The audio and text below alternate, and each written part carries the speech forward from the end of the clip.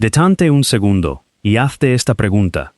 ¿Cómo levantas un bloque de piedra de 80 toneladas a 40 metros de altura, sin electricidad, sin motores, sin una sola pieza de metal, capaz de soportar ese peso, y lo colocas con una precisión tan brutal, que hoy, con láseres de última generación, la diferencia entre las 4 esquinas de la estructura es de menos de 2 centímetros? Esa pregunta ha destruido carreras enteras. Ingenieros brillantes le han dedicado toda su vida profesional y se han retirado sin una respuesta que resista un análisis serio. Durante casi 200 años de arqueología moderna, la mejor explicación que la ciencia oficial ha podido ofrecer ha sido, básicamente, rampas. Rampas larguísimas, rampas en espiral, rampas en zigzag. Y aquí está el problema que casi nadie te cuenta. Los números no cuadran. Para levantar bloques hasta la cima de la pirámide con una inclinación que un ser humano pudiera empujar, necesitarías una rampa tan larga y tan voluminosa que requeriría, en materiales, prácticamente otra pirámide entera. Tendrías que construir una segunda montaña de piedra solo para poder construir la primera. Así que la pregunta sigue abierta. ¿Cómo lo hicieron realmente? Y aquí viene la parte que te va a quitar el aliento. La respuesta jamás estuvo perdida. No hace falta invocar extraterrestres, tecnología perdida, ni civilizaciones misteriosas de las que no ha quedado ni rastro. La respuesta llevaba miles de años tallada en las paredes de tumbas egipcias, escondida dentro de registros administrativos, pintada en el techo de una cámara sellada que nadie volvió a abrir durante más de 40 siglos, y anotada, día por día, en el cuaderno de bitácora de un funcionario real que supervisó personalmente el transporte de la piedra. Nadie la vio, no porque estuviera oculta, sino porque durante generaciones enteras los expertos leyeron esos textos, buscando confirmar lo que ya creían, en lugar de preguntarse qué decían realmente. Hoy vas a ver la pirámide de una forma completamente distinta. Y te aseguro que, para cuando termine este video, jamás volverás a mirar esas piedras del mismo modo. Quédate hasta el final, porque el giro más fuerte de esta historia llega en los últimos minutos, con descubrimientos publicados hace apenas unos meses que todavía están reescribiendo los libros de texto en este preciso momento. Primera parte. La magnitud del problema. Cuando alguien menciona las pirámides de Egipto, la mayoría asiente educadamente sin comprender realmente la escala del desafío. Así que pongamos números reales sobre la mesa. La Gran Pirámide contiene entre 2.300.000 y 2.600.000 bloques individuales de piedra. Cada bloque pesa, en promedio, 2,5 toneladas. Los bloques de granito que forman el techo de la Cámara del Rey, transportados desde canteras situadas a cientos de kilómetros de distancia, alcanzan las 80 toneladas cada uno. La estructura completa se eleva hasta unos 146 metros, una altura que ningún edificio construido por el ser humano superaría durante los siguientes 3.800 años. Y todo esto se ensambló con una tolerancia tan extrema que, en muchos puntos, no cabe ni una hoja de papel entre un bloque y el siguiente. Ahora imagina hacer todo eso sin acero, sin poleas industriales, sin animales de tiro capaces de cargar semejante peso, sin la rueda como herramienta de transporte pesado, y sin un solo dispositivo que reconocerías en una obra de construcción moderna. Cuentan que, en 1798, Napoleón Bonaparte se detuvo frente a la Gran Pirámide y calculó que, con la cantidad de piedra utilizada en los 3 monumentos de Giza, se podría levantar un muro alrededor de todo el territorio de Francia. Napoleón no era precisamente un hombre fácil de impresionar, y aún así, quedó completamente atónito. Desde entonces, ingenieros y arquitectos han propuesto respuestas que van de lo razonable a lo francamente incómodo. La rampa recta no resiste el cálculo de volúmenes. La rampa en espiral taparía precisamente las esquinas que los constructores necesitaban medir constantemente para mantener la geometría perfecta. No puedes revisar tus esquinas si las tienes enterradas bajo una rampa. Están también las teorías de canales de agua a presión, cometas, contrapesos, rodillos y trineos, cada una explicando una parte del rompecabezas, ninguna explicándolo por completo. Lo que sí coinciden en afirmar los ingenieros que han estudiado el problema con seriedad es esto. Sea cual sea el sistema, no era primitivo, no era simple fuerza bruta. Requería una sofisticación mecánica que hemos subestimado durante casi 2 siglos. La pregunta nunca fue si tenían un sistema, sino qué aspecto tenía. Y ahí entran los jeroglíficos. Segunda parte. El idioma que nadie terminó de leer. Aquí hay algo que debería resultarte francamente exasperante. Los antiguos egipcios no eran un pueblo que dejara las cosas sin registrar.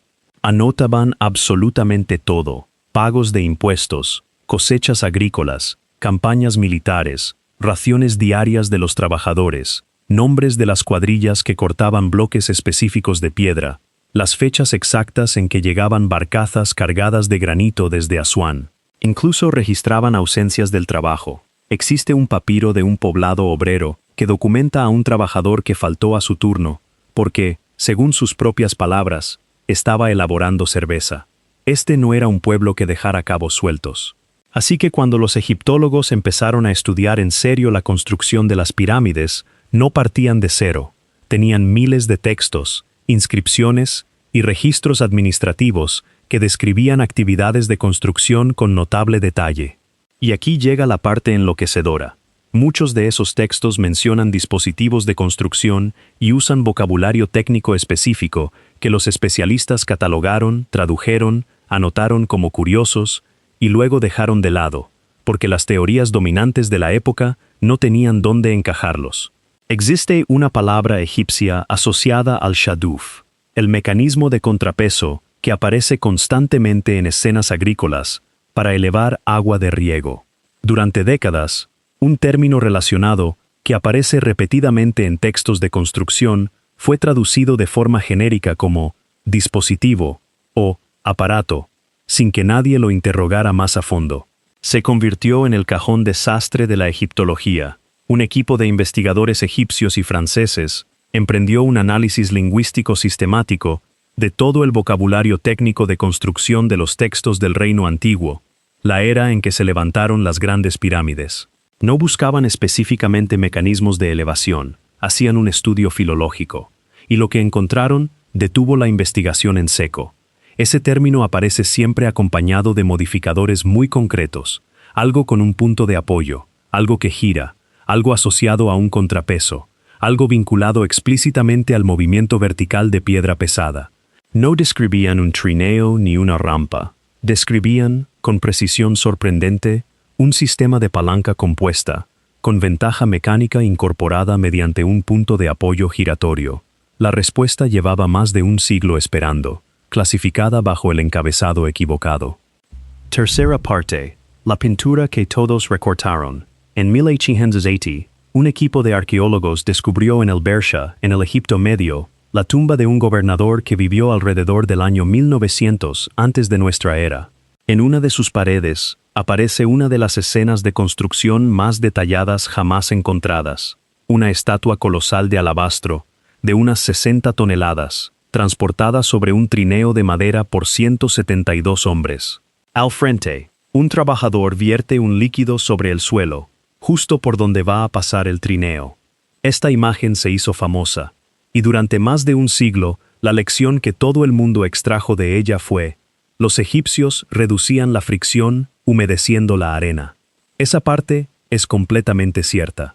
En 2014, un equipo de físicos verificó que humedecer la arena delante de un trineo cargado puede reducir la fuerza de arrastre necesaria hasta en un 50%. El agua crea puentes capilares entre los granos que rigidizan la superficie e impiden que el trineo se hunda. Una pintura de 4000 años resultó ser un diagrama técnico confirmado en laboratorio. Misterio resuelto, pensó todo el mundo. Excepto que nadie miró la imagen completa. La reproducción popular, la de los libros de texto, aparece sistemáticamente recortada. Muestra la estatua, los hombres tirando de las cuerdas, el trabajador vertiendo el líquido, y ahí se corta.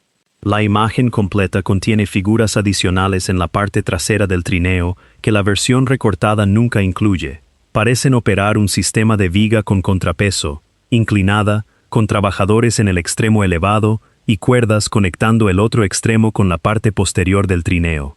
Un contrapeso ahí haría algo muy concreto, reduciría el peso efectivo sobre la parte delantera, introduciendo un segundo vector de fuerza que contrarresta parcialmente la gravedad. Esto no es solo lubricación, es un sistema mecánico compuesto. Y aquí la pregunta que nadie formula en voz alta. Si usaban contrapeso para el transporte horizontal, el problema más sencillo, ¿qué usaban para la elevación vertical? El problema realmente difícil. Ese mismo principio, aplicado en vertical y a mayor escala, es exactamente una grúa. No como la imaginas hoy, con motor diésel, sino en el sentido mecánico puro. Un dispositivo que usa contrapeso y palanca para levantar cargas que superan la capacidad humana directa. Cuarta parte. El diario de un capataz que vio nacer la pirámide. En 2013, un equipo arqueológico franco-egipcio descubrió, en unas cuevas artificiales de la costa del Mar Rojo, el papiro más antiguo jamás encontrado en el mundo, datado con precisión durante el reinado de Keops, el mismo faraón para quien se construyó la Gran Pirámide.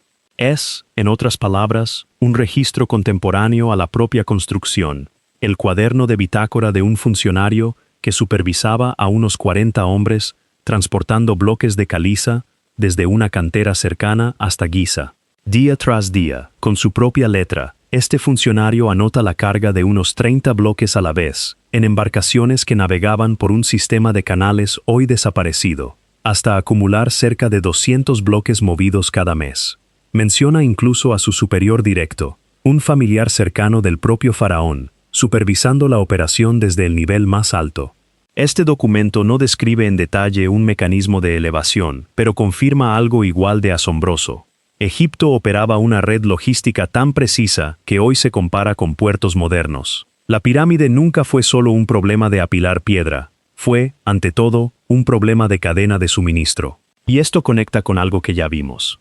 Al cruzar el vocabulario técnico de estos registros con la pintura completa de El Bersha y la evidencia de las canteras, el panorama que emerge es el de un sistema de grúas de madera, no idénticas a las modernas, pero funcionalmente equivalentes. Un mástil vertical anclado en su base, un brazo horizontal girando sobre un punto de apoyo cerca de la cima, un extremo sosteniendo el bloque, el otro, un contrapeso ajustable, y cuerdas manejadas por trabajadores para controlar la rotación. La clave, otra vez, es el contrapeso. Levantar directamente un bloque de 2,5 toneladas requiere una fuerza descomunal, pero si cuelga de un extremo de una viga equilibrada, con un contrapeso en el otro, la fuerza necesaria se reduce drásticamente. Los egipcios no necesitaban entender la física formal del torque, igual que un niño no necesita entender física para usar un balancín. Descubrieron empíricamente que una viga equilibrada facilitaba levantar objetos pesados, y escalaron ese hallazgo hasta una hazaña que todavía hoy pone a prueba a los mejores ingenieros del mundo. Hay también evidencia de marcas de herramientas y secuencias de construcción que sugieren el uso simultáneo de varias grúas en distintos niveles, funcionando como un sistema de relevos. Una grúa elevaba el bloque hasta una plataforma inferior, otra lo tomaba y lo subía al siguiente nivel, y así sucesivamente, resolviendo cómo mantuvieron la productividad constante a medida que la pirámide crecía. Quinta parte. Una rampa de cantera construida para el propio faraón. En 2018, un equipo arqueológico excavaba una cantera de alabastro en el desierto oriental de Egipto, datada mediante inscripciones exactamente durante el reinado de Keops. Encontraron una rampa flanqueada por escalinatas con hileras de agujeros de poste tallados en la roca. El sistema funcionaba así. Cuerdas atadas a un trineo cargado corrían hasta esos postes. Un grupo tiraba desde el frente, mientras otro, en las escalinatas superiores, usaba los postes como anclaje para controlar la carga y tirar desde arriba, permitiendo mover bloques por pendientes mucho más pronunciadas de lo que se creía posible. Es el sistema de elevación más cercano a una prueba directa jamás hallado, construido por la propia cuadrilla de Keops bajo contrato del propio Keops. Eso no demuestra automáticamente que el mismo método se aplicara a escala completa en la pirámide, y algunos ingenieros advierten que la física se vuelve más arriesgada con bloques mayores. Ese desacuerdo, lejos de debilitar el hallazgo, demuestra que se trata de ciencia viva, no de una historia cerrada. Ingenieros modernos han probado además si equipos pequeños, usando solo palancas simples, podrían levantar bloques de ese tamaño sin ningún dispositivo exótico. en experimentos independientes, un puñado de hombres con una palanca de madera y bloques de calce logró balancear un bloque de varias toneladas, deslizando material de relleno debajo con cada movimiento, haciéndolo caminar hacia arriba mucho más rápido de lo esperado, incluso elevando un nivel completo en menos de 2 minutos, usando solo palanca, punto de apoyo y troncos apilados. Nada de esto exige una máquina oculta, exige coordinación y suficiente mano de obra entrenada operando decenas de estos equipos a la vez. Sexta parte.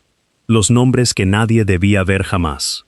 Aquí llega uno de los momentos más reveladores de la historia.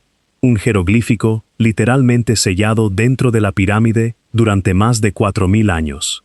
En 1837, un coronel británico usó pólvora para abrirse paso hasta 4 cámaras estrechas, situadas justo encima de la cámara del rey, espacios que nadie había vuelto a pisar desde que terminó la construcción. Pintados en ocre rojo, sobre los bloques del techo, aparecían jeroglíficos dejados por las propias cuadrillas de obreros, nombres de equipos, entre ellos, uno que se traduce aproximadamente como «Los amigos de Keops».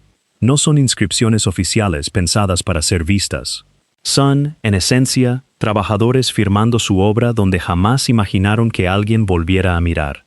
Este detalle es, de hecho, la razón principal por la que los egiptólogos pueden afirmar con tanta seguridad a qué faraón pertenece esta pirámide.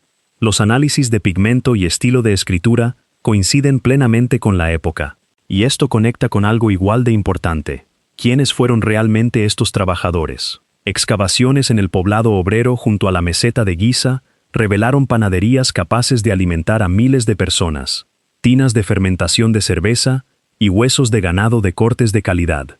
Se halló un cementerio obrero ubicado lo bastante cerca de las pirámides como para reflejar estatus, no castigo, y los análisis óseos muestran fracturas curadas correctamente, señal de que los heridos recibían atención médica y tiempo de recuperación. La mano de obra rotaba por turnos, organizada en cuadrillas con nombre propio que competían entre sí, casi como lo hacen hoy los equipos de construcción. Esto no fue una masa de esclavos arrastrando piedra bajo el látigo, como aún muestran algunas películas antiguas. Fue una fuerza laboral remunerada, alimentada y alojada por el Estado, con mando, especialización y suficiente orgullo institucional, como para grabar el nombre de su equipo en una cámara que nunca debía volver a abrirse. Séptima parte. El descubrimiento que sigue ocurriendo ahora mismo. Y aquí es donde la historia deja de ser solo pasado y se convierte en algo que todavía está sucediendo. A finales de los 90, un arquitecto francés retomó una idea de su propio padre, también ingeniero, y dedicó buena parte de su carrera a comprobarla, que los 2/3 superiores de la pirámide se construyeron con una rampa interna en espiral, tallada dentro de la propia mampostería. Un estudio de gravimetría de décadas atrás ya había detectado un patrón espiral extraño en la densidad interna de la estructura, sin que nadie supiera qué significaba. Este arquitecto conectó ese dato con su modelo y, en 2008, accedió a una cámara previamente ignorada que coincidía con el punto exacto donde su teoría predecía una abertura. Su propuesta llega incluso más lejos. Una pequeña cámara cerca de la cima albergaría un dispositivo giratorio, una grúa de madera capaz de levantar y rotar cada bloque para que un equipo reducido lo arrastrara el resto del camino. Sigue sin estar comprobado, pero es el primer modelo serio capaz de explicar cómo siguió subiendo la piedra una vez que las rampas exteriores dejaron de tener sentido físico. En 2007 llegó un hallazgo para el que nadie tenía un modelo preparado. Un equipo internacional usó tomografía de muones, una técnica que aprovecha partículas de alta energía del espacio capaces de atravesar roca sólida, el mismo principio de una radiografía, alimentado por rayos cósmicos. Al escanear la Gran Pirámide, encontraron un vacío enorme justo encima de la Gran Galería, de al menos 30 metros de longitud, confirmado por 3 tecnologías de detección independientes, lo que descarta que fuera ruido de un solo instrumento. Fue la primera estructura interna nueva identificada desde el siglo XIX, y durante años nadie pudo explicar para qué servía. Esa pregunta abierta es la que la investigación más reciente ha empezado a responder. En septiembre de 2025, apenas hace unos meses, un arquitecto publicó un estudio en una revista científica revisada por pares del mismo grupo editorial que la revista Nature, replanteando el propósito de estructuras por las que camina cada visitante: la gran galería, la antecámara y los pasillos de acceso, tradicionalmente explicados como arquitectura ceremonial. Su análisis sostiene que esa lectura no se sostiene mecánicamente al observar de cerca lo tallado en el granito. 4 ranuras paralelas recorren las paredes de la antecámara junto a huecos semicirculares con forma perfecta para sostener troncos de madera. La propuesta es que se trataba de un sistema funcional de poleas, con cuerdas multiplicando la fuerza de tracción para manejar cargas tan pesadas como las vigas de 60 toneladas que sellan la cámara del rey. En este modelo, la propia gran galería funciona como motor. Trineos cargados, liberados por su pronunciada pendiente, generaban la tracción transmitida por cuerdas y poleas hacia otras partes de la estructura. El estudio conecta esta idea directamente con el vacío de 2017, sugiriendo que podría ser el resto de un mecanismo similar situado más arriba, en una sección todavía inalcanzada. Esto no está en absoluto zanjado. La corriente principal de la egiptología sigue favoreciendo, en general, rampas y palancas por encima de una maquinaria interna dedicada. Pero es investigación real, revisada por pares, publicada apenas el año pasado. Y la historia no se detiene ahí.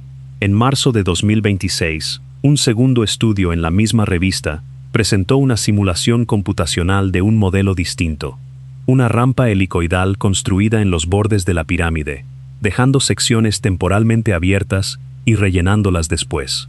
El modelo mostró que este diseño podría colocar un bloque nuevo cada 4 a 6 minutos, proyectando entre 14 y 21 años de construcción total, coherente con la duración real del reinado de Keops, y también coherente con los mismos vacíos detectados por muones en 2017. 2 explicaciones rigurosamente modeladas, publicadas con apenas meses de diferencia, compitiendo por los mismos espacios ocultos, en un debate que sigue completamente activo mientras ves este video. Octava parte. ¿Por qué tardamos tanto en leerlo aquí? Conviene ser cuidadoso, porque la palabra ocultado implica una conspiración deliberada, y eso no es exactamente lo que sucedió. Lo que ocurrió es, a la vez, más mundano y más inquietante. La evidencia sobre sistemas de grúa con contrapeso estuvo disponible en fragmentos durante décadas. La pintura de El Bersha existe desde 1880. El vocabulario de construcción lleva registrado tanto tiempo como los egiptólogos llevan leyendo jeroglíficos. Lo que ocurrió no fue ocultamiento, fue inercia institucional. La teoría de la rampa, pese a sus problemas matemáticos, dominó el campo tanto tiempo que terminó moldeando cómo se interpretaba cualquier evidencia nueva. Cuando ya das por sentado que la respuesta son rampas, clasificas lo que no encaja como una anomalía curiosa, en lugar de un desafío al marco establecido. Hay que admitir también un factor de reputación. La pregunta de cómo se construyeron las pirámides ha sido tan colonizada por teorías marginales, extraterrestres y energías místicas, que muchos investigadores serios se han vuelto extremadamente cautelosos a la hora de proponer algo que suene demasiado sorprendente. Y la ironía es que la verdad real es muchísimo más interesante que cualquier teoría extraterrestre.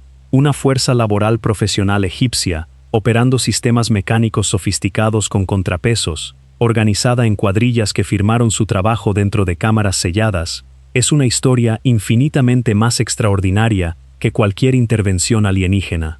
Porque esos eran seres humanos que resolvieron, hace 4500 años, un problema de ingeniería que todavía hoy pone a prueba a nuestras mentes más brillantes.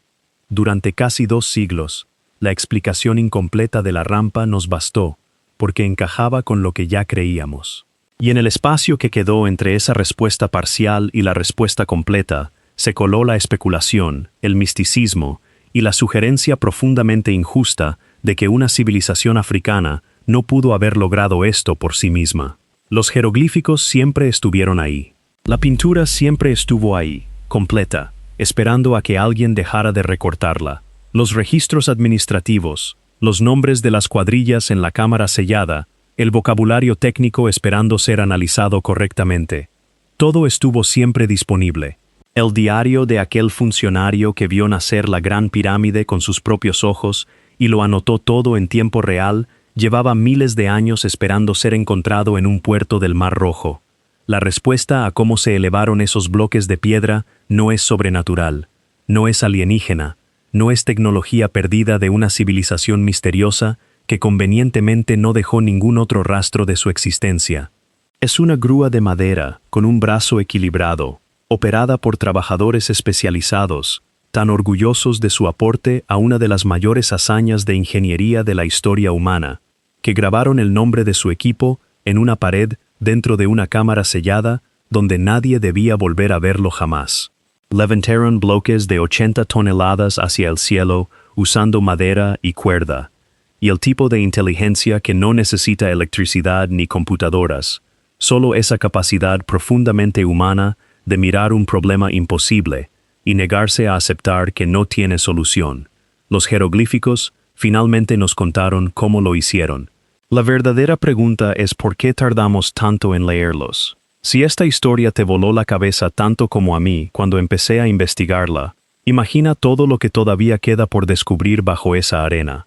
En este canal desenterramos, semana tras semana, los misterios que la historia dio por resueltos demasiado rápido. Dale like si llegaste hasta aquí. Cuéntame en los comentarios qué otro enigma antiguo quieres que investiguemos a fondo. Y sobre todo, suscríbete al canal Wise y activa la campanita, porque el próximo video puede cambiar por completo lo que crees saber. Nos vemos en la siguiente historia.